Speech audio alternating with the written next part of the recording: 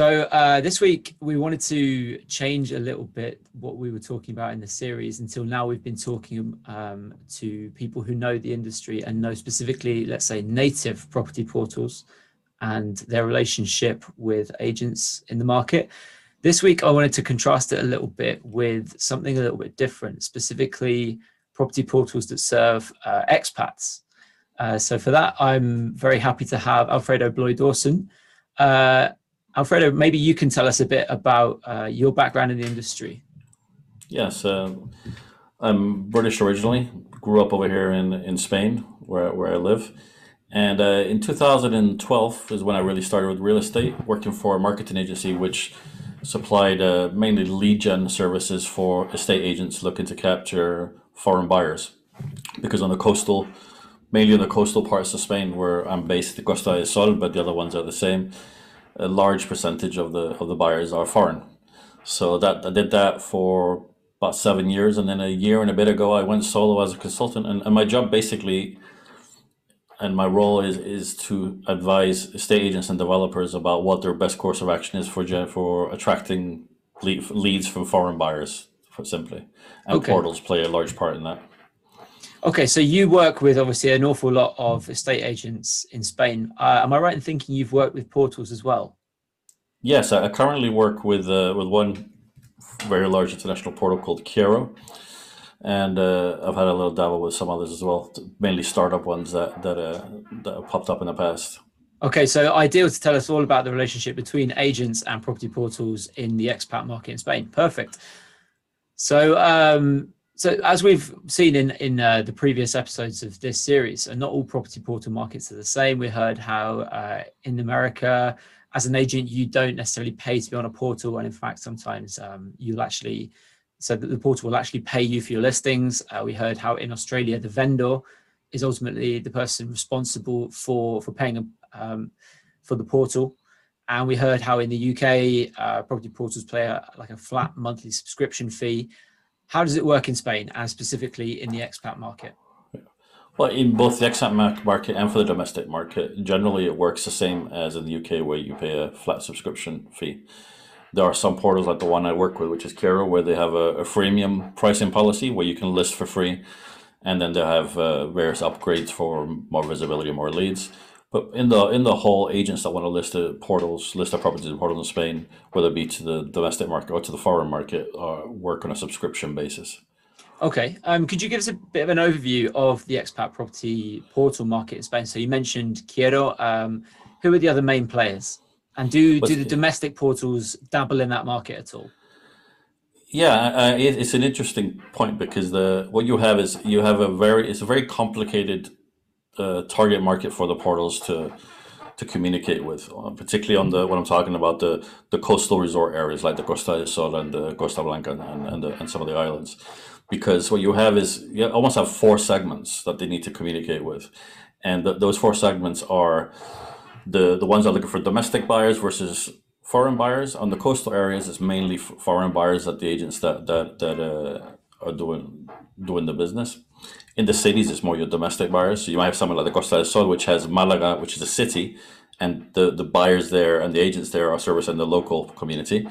And then you have the coastal resorts, towns like Marbella, that sort of thing, where it's mainly foreign. So not only do you have that sort of split, but then you have a further split, which is based on the language of the agents, not necessarily the buyers, but the language of the agents, which is Spanish 100%, or the foreign agent market. For example, down here, you probably have quite easily 3,000-4,000 agents, foreign agents, not necessarily English, but English speaking as the common language, and they will have varying degrees of ability to communicate in Spanish, but they'll be generally more comfortable with English as the international language for those foreign buyers. And could be a buyer from Sweden buying here, will invariably not speaking English to the person as it's a Swedish agent. And then you have a further segment, which is the very distinct difference between the mass market and the high end, and that's very visible down here, because you have areas like Marbella and Zagaleta, for example, where prices are 2, 3, 4 million upwards, and then you have other towns right next door to it where it's mass market and it's a couple of $100,000. So how those portals communicate with the agents in those areas is bound to generally be missing a trick with most of those different segments, because what rings right to one rings completely wrong to the other. Most of the foreign agents that sell to foreign buyers here, and there are several thousand of them, they have a very tenuous relationship with the Spanish portals. There's a general understanding or assumption that in Spain, Idealista is the biggest domestic one. Rightly or wrongly, the agents assume that the leads are going to be domestic buyers, Spanish buyers, which they don't always sell very well to, and generally in the coastal areas isn't something that's not the area they move in. And then the foreign portals, what you have is even then a further confusion, where you have the British-centric international portals like Rightmove Overseas, have the overseas section, Zoopla Overseas, A Place in the Sun, Hero, and there's one called Think Spain. There's some others, but those are kind of the big ones. And at a time when British buyers were a big percentage of the buyer market in a lot of these areas, since Brexit was announced in 2016, a lot of those agents that were traditionally relying on British buyers shifted their focus to other English-speaking countries in Europe, namely Scandinavia and Benelux. So that happened years ago. But a lot of these British-owned portals that have big presences with Spanish portals, they're very akin to speaking to the agents down here in terms of how they communicate with them. But you still have those other segments, which is mass market versus luxury, and also the over-reliance, perhaps from the portal's point of view, and how they communicate by speaking, always having in mind that these agents are looking for British buyers, which isn't it's only a percentage of the buyer market. So that's the second big segment. And the third segment is all the other, not necessarily small, but you have geolocated portals, what you might have in Norway, Finn.no, that has Spanish properties, and so on and so forth, that have Spanish property and serve the local market there, looking to buy a property over here. They generally don't communicate much with the agents down here. The Spanish domestic portals don't generally communicate much with the foreign agents down here. So it tends to be when an agent that's looking to advertise in a portal has a very difficult time in establishing which portal they should advertise with. There isn't a lot of clarity. The communications with them are very, very haphazard, and invariably saying the wrong thing. Saying mass market to a luxury agent, they don't think it's for them. Saying luxury to a mass market agent, they don't think it's for them. And then you have what I'll call the others, which are the ones that try to break into the market on the higher end side, which is a whole different ballgame altogether. Your James Edition, your luxuryestate.com, etc. And these are all kind of vying for their piece of the market, and it's a chunky market, and it's a very wealthy market. And here in the Costa del Sol in particular, the higher end has been more resilient to what's been happening over the last 2 years. I won't say the word because it'll probably mean that your content gets filtered by YouTube or whatever. But recent events, the higher end of the market has done extremely well and has been really resilient. So they're they're cash rich, and they're looking to promote their properties, but they're not entirely sure who they should go with. And so it's a very cloudy environment hence why there's a need for people like me to help them figure it out. I don't know if that answered the question for you. No, absolutely. Like you said, it sounds like a very complicated market. I spoke to Nigel Lewis a couple of weeks ago from the UK, and he said, I think his words were, it's absolute madness for any agent to be paying for 3 big property portals, to list on 3 big property portals. What you've just said there seems like it might be the case that some agents are paying for, let's say, 1 or 2 local property portals, and then maybe 2 or 3 other expat portals. Is that the case? How many portals are these agents paying to list on? I would say generally you have the extremes. The 100% big listing agents with advertise on anything with a pulse.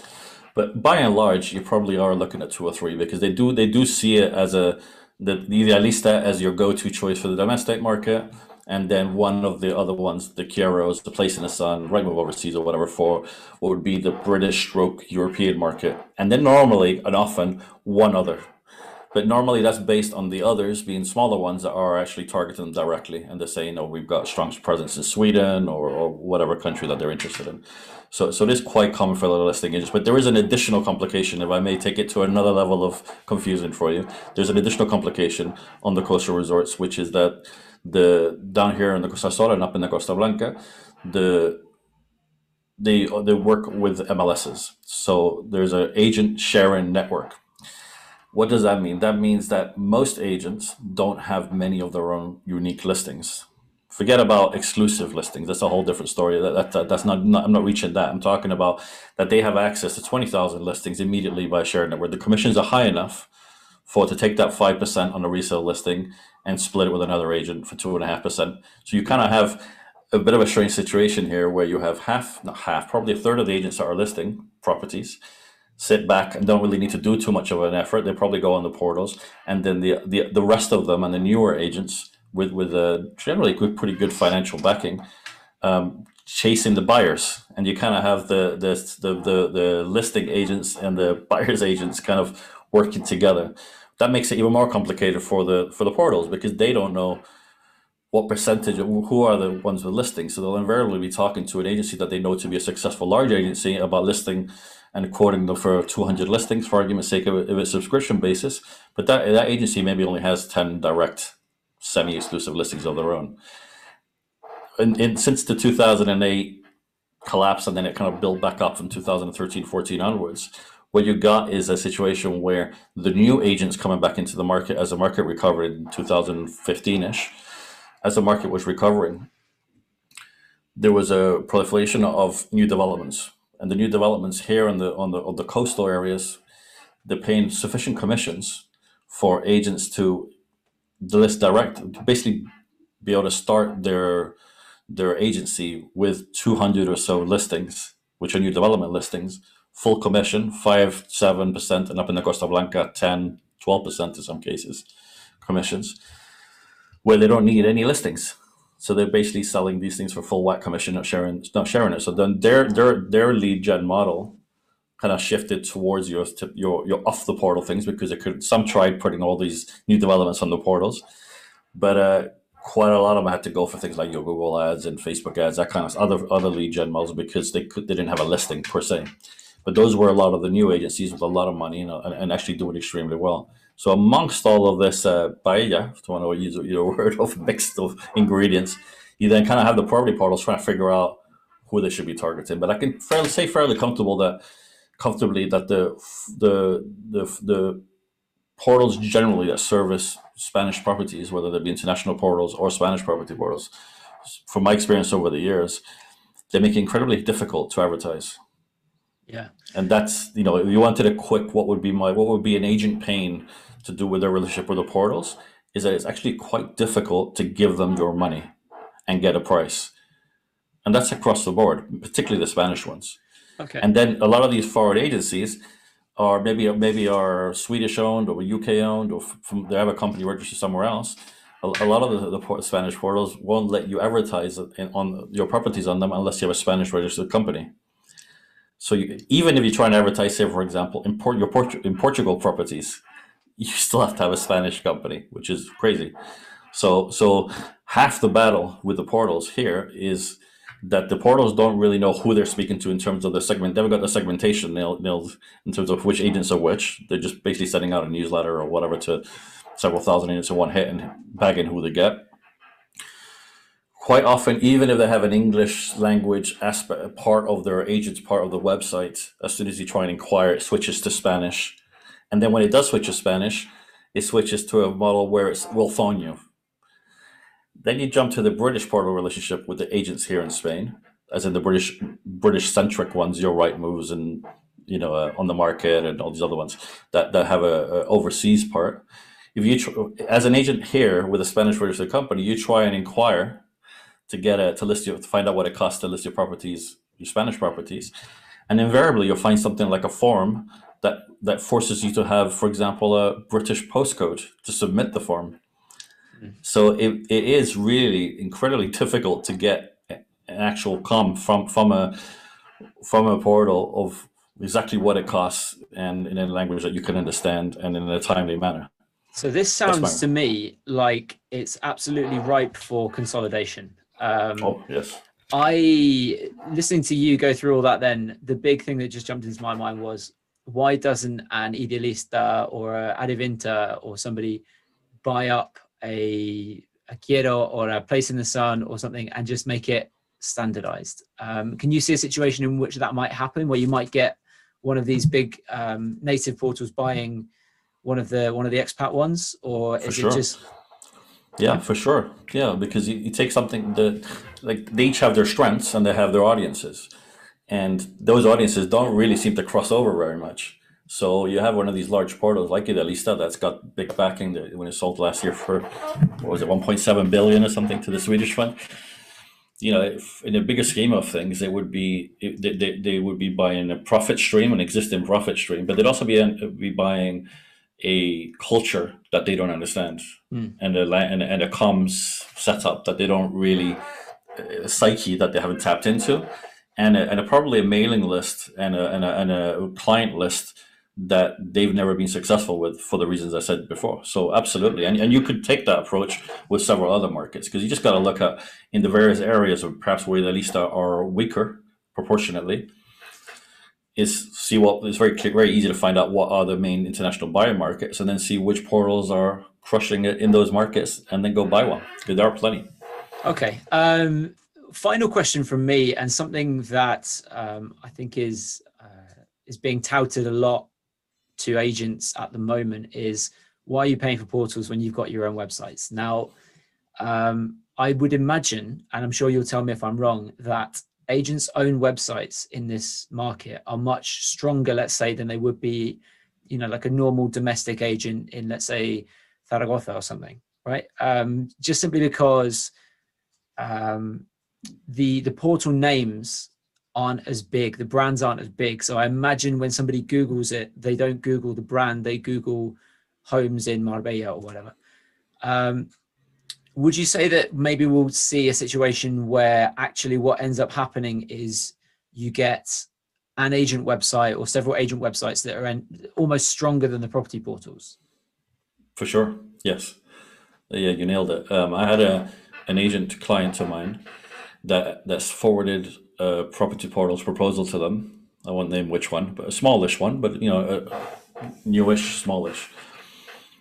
And they asked me what I thought, whether it was worth going for. And when I looked at the figures, the client agent website itself had 3 times more traffic than the portal. So entirely, yes, for sure. That's one of the big things that I don't think any portals have really nailed, which is understanding what are the metrics and what is it that rings a bell for the agents, because they're completely confused by stats. Users, this, Facebook likes, and the portals haven't quite nailed how to speak a language that each segment really responds to, even to the degree where you could just be a very big generalization. You have the Spanish portals talking about visibility to agents, and the international portals talking about leads. And you actually try and find the Spanish word for lead, and good luck to you, because it ends up being lead, contactos, demandas. There's all kinds of, but there's actually not a unified word for lead in Spanish. And that tells you a big story about what the mentality is we're not responsible for generating leads for you. We got this huge exposure. We get 17 million visits a month, 17 million visits a month. If it generates a lead or not, that's on you. That's on your property, not on us. Whereas the international portals are much more like, we know you're here to get leads, so we're going to try, and we'll all make some sort of attempt or promise of delivery of more leads, better leads, that kind of stuff. So for sure, there's a scenario like you said. All right. So yeah, it sounds like a really fascinating market, and I'm sure we'll be keeping up to date with it in the future, because it does sound genuinely like a market that needs some sort of standardization or consolidation, which, as far as I'm concerned as a journalist, is great. So yeah, thanks a lot for talking to us today, Alfredo. I really appreciate it, and look forward to hearing from you sometime soon. My pleasure. Thanks a lot.